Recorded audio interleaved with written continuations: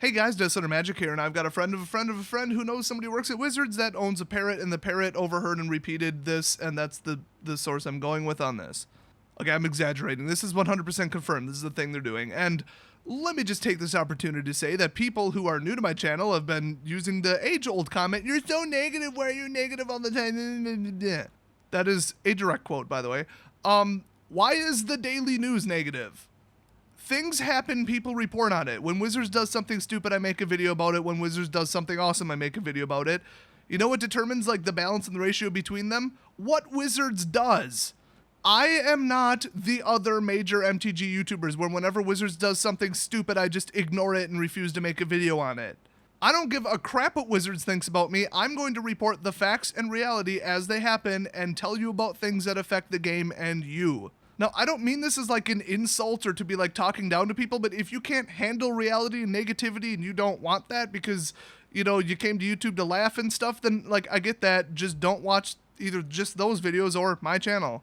I mean, Wizards has been moving in an incredibly positive direction with a ton of incredibly brilliant changes lately, and a couple missteps because, I mean, come on, they're Wizards.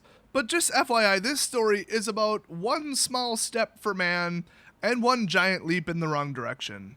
And I'm not playing this up for drama or anything or exaggerating. This is the dumbest change I've ever seen to the game in the history of the game. Now keep in mind, I've only been playing for about 4 or 5 years, but this is it. This is the one. So get this, I heard that they're changing the Planeswalker Redirection rule, and I thought, finally, they're going to change one of the biggest flaws in Magic. And by biggest, I mean almost none of you will come across this ever, or you've just been doing it wrong and not recognized it. Rolling Thunder, okay, you can deal damage to X creatures and X opponents distributed however you want.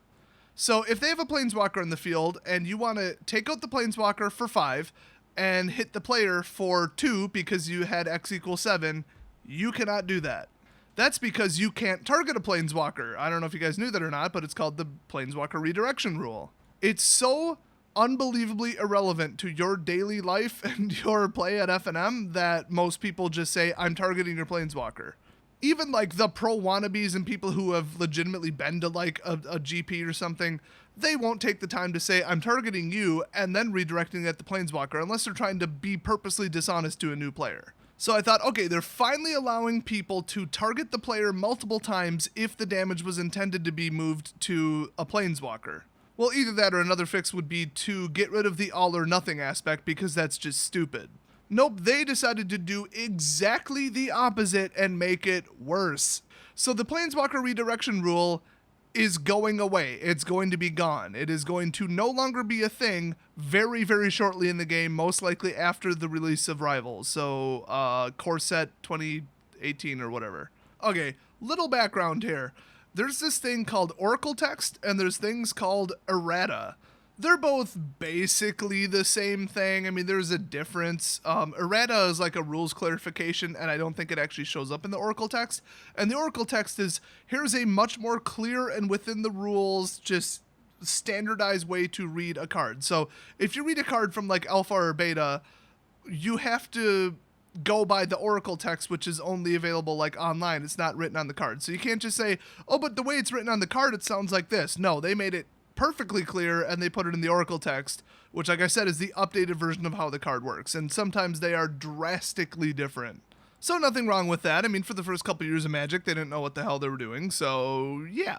So good on them for correcting it so you can actually play with those cards. The problem is, to know how the card really works, you gotta have something other than the card in front of you, which is, you know, stupid, but there's no two ways about it. So then you've got, I guess you would say an Oracle Text update. Remember when they came out with the 5.5 color mana? In other words, wastes? Or I should say they finally made a rule distinction between generic mana and colorless mana because they never were the same thing, but everybody thought they were, but nobody treated them like they were, so nothing really changed. Well, then they say, well, take any old card, like Radiant Fountain. Okay, now pretend that it says it generates little diamond symbol mana. It always did, it always does. It's not like people thought that they were the same thing, but a little number in a circle really should only mean one thing. So then when the new version comes out, people are all excited like, oh, this is the first version of that card to come out with the correct diamond symbol. Cool. Oh boy, I want it. Like, that's like 1% of people. But if it's unavoidable, if they make a change to the game, then They just have to errata or update the text on older cards. There's no other option. Now that one is pretty damn easy. You cannot generate number in a circle mana. That isn't a thing anymore. There's no rule that says you can do that. You're generating little diamond symbol colorless mana. So anytime you read, I'm generating circle mana, no, it's diamond mana. I mean, who can't make that correction in their head? So yeah, I mean, not the biggest deal in the world. Nobody really cared, didn't really affect anybody. And oh, the new reprints have the diamond. Oh boy. So this Planeswalker Redirection rule change is that, but from hell. This is going to single-handedly make the game unplayable, and I am not at all exaggerating one single bit. And there seems to be nefarious motivations behind this. So the redirection rule is just going to go away, and every individual card that can hit a player is either going to say, you can hit a player with this, or you can hit a player or planeswalker with this.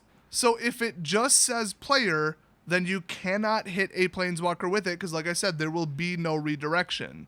And yeah, redirection was stupid. Okay, they're getting rid of it, cool, except, do you see where I'm going with this? Every new card will just say player, and if it doesn't say player or planeswalker, then you can't target a planeswalker, but every old card will just say player, but can be directed at a planeswalker, because they've already said, all old relevant cards that have player will be changed to player or planeswalker. Well, no, it won't, because you're probably not going to drive to my house, go through my entire card collection, and use a Sharpie to correct it. So no, the old relevant cards will not, quote, be changed to player or planeswalker. So think about this. Okay, you're playing any format. Honestly, it'll be standard for a while even. But let's just say you're playing Modern. Okay, you get out Lightning Helix. Now you gotta think, okay, one, when was the very first time that this card was printed? What year was it? Two, what year was the rule change put into place? And then three, cross-reference those two, do some math, and then think, even though the card only says player, do I have to translate it in my head to player or planeswalker? Can it hit a planeswalker? So then you gotta get out your smartphone and look up when the first time the card was ever printed. Then you gotta like just either have it memorized or also look up when was the redirection rule changed, what year, what month, what day specifically. Because let's say they do it in the middle of 2018. Then you got to think, oh, but this card was printed in 2018, but it was technically right before the rule change, but it was in time for the rule change, so they put the correct wording on it, but I don't remember. So if it's errata, good luck. You're just going to have to guess, honestly, or do some math and get out a calendar. Or if it's Oracle text changes, okay, just look up the card on the Gatherer and see what the new Oracle text says. I get it. But oh my god, when I play a damn spell in a format other than Standard, I shouldn't have to get out my smartphone to see if it meant player or planeswalker. And then guess what? Just to make it crystal clear, because if it was a card like Lightning Bolt, I mean, who the hell doesn't know that that was printed in Alpha? Lightning Bolt was printed a while ago. It was printed a couple times, you guys. I think you'd be hard-pressed to find somebody who doesn't know that. So if you pull out a Lightning Bolt from before the rule change and it just says player, everybody and their grandma knows it means player or planeswalker, because they said all old cards will be updated.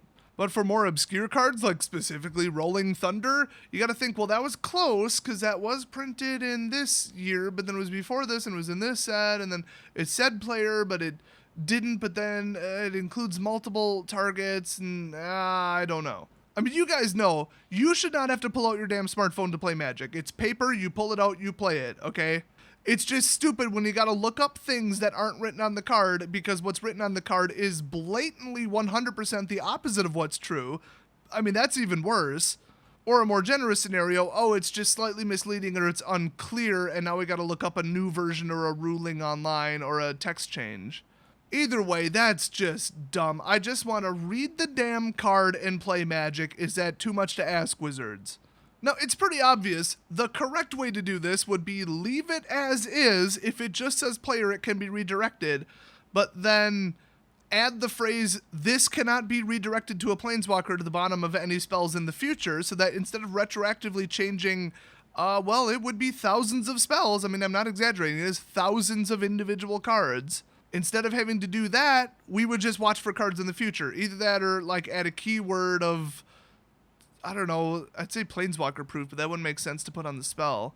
But just some kind of keyword, or you just use the phrase players only. Like this can target a creature or player only. And then whenever it has the word only, people will just think, oh, that means not Planeswalker. Okay, I get it. Nope, they decided to retroactively change, up to 24,000 cards or however the heck many individual cards there are in Magic. It's not a low number. And this will affect all formats as far as I know. I mean, they didn't say that it would just be limited to standard. So this is a catastrophe and it's a nightmare. This is F&M confusion. This is tournament level confusion. This is extra time calling the judges over, having the judges having to look up individual cards and look up rulings just because you're not sure what year it was printed in. I mean, this is just mind-blowingly stupid.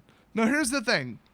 The way that I read into this, the information that I have so far indicates that they might selectively pick and choose past cards, and then it's going to be on a card-by-card basis instead of just saying blanket cards before the rule change, universally hit Planeswalkers, everything new will specify. They might just pick and choose individual spells, and then the vast majority of them will suddenly not hit Planeswalkers, and there goes whole entire deck archetypes and ways of playing. That option is still on the table with the way that the information was phrased as I read it. So this could go from horrible to even worse. So remember when I said nobody's rushing out to buy the new versions of cards that have the pretty little diamond symbol just because they're that much more correct? Well, welcome to actual correct wording that prevents your opponent from calling over a judge because you have an updated version of the card. I mean, there's reprint sets, and then there's no, seriously, I already own 4 copies of this card, but I'm sick of people asking, is this one of the old ones that also targets Planeswalkers? I don't believe you, prove it, pull it up on the Gatherer. So you gotta ditch your 4 old ones, rip them up and burn them, because you need the reprint version, the Modern Masters 2019 version, because it says word for word player or Planeswalker, and then it's clear as day. Wizards is forcing you to buy new copies of the cards just to stop the confusion and the controversy from your opponent. Wow, that is quite possibly the shadiest way to force people to buy cards that they didn't want and wouldn't have normally that I've ever heard. I mean, when people are like, oh, this is the first time this card has ever been printed in foil. Okay, I mean, they obviously did that on purpose. Whatever, buy it if you want. Then there's like masterpieces where people are like, ooh, I want the most elite, awesome looking version of the card. Okay, but it's still optional. No, this is like borderline not optional. Everybody's gonna want the new version of Lightning Helix that says player or Planeswalker just to prevent their opponent from legitimately calling over a judge and having them verify that they can correctly target a Planeswalker with it. And like I said, if this all goes straight to hell because they're saying, oh, well, only relevant cards will have the phrasing retroactively changed to player or Planeswalker, but not necessarily all of them. Now, who the hell knows? Who knows? You can't even use dates to determine it. You would have to, on a card-for-card basis, look it up as you're playing. I mean, there's going to be a lot of Sharpies whipped out to edit cards, and by the way, might I remind you, that's not legal. At least for high-level tournament play, you cannot obscure the text on the bottom of a card. That is not within the rules the way that I remember them. It is perfectly legal, though, to write it across the artwork on the top, which is hilarious. So you just get out some, like, white ink marker or some kind of gold metallic marker and write, or Planeswalker, over the beautiful artwork that they paid some artists, like, thousands of dollars to draw, just so that you remember, oh, this one targets or Planeswalkers. One question, Wizards, just one question. What were you thinking? Who approved this?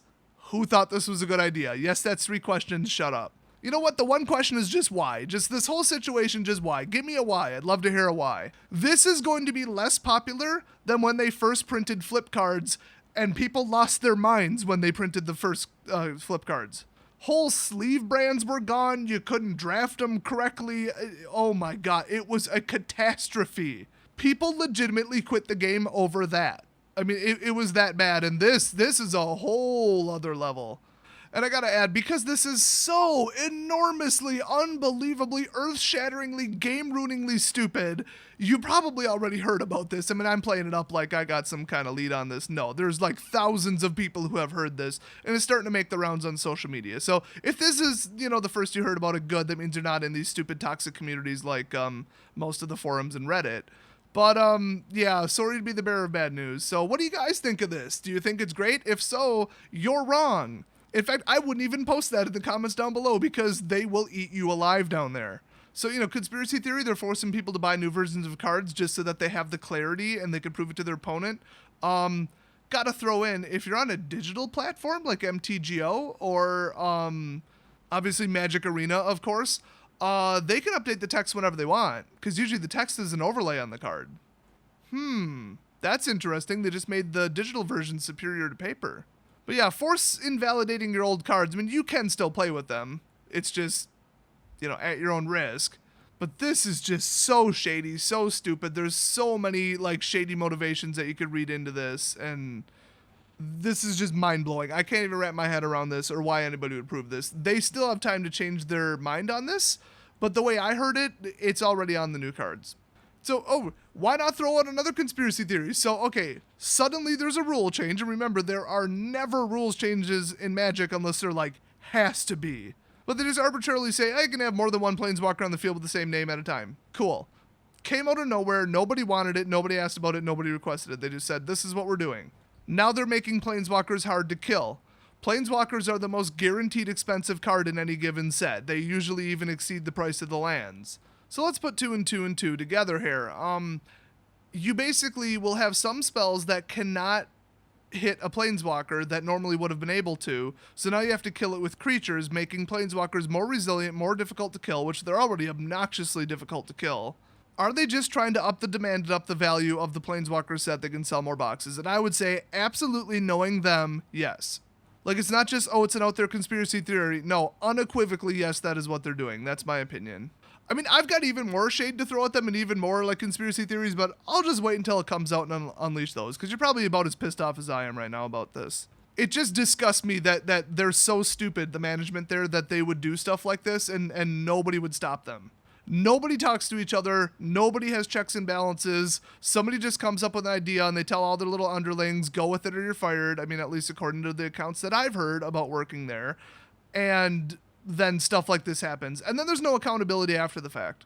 Somebody prints and approves and designs Aetherworks Marvel, and there's no accountability for it whatsoever. Smuggler's Copter, no accountability. Nobody got fired. I guarantee the person who designed that still works at Wizards.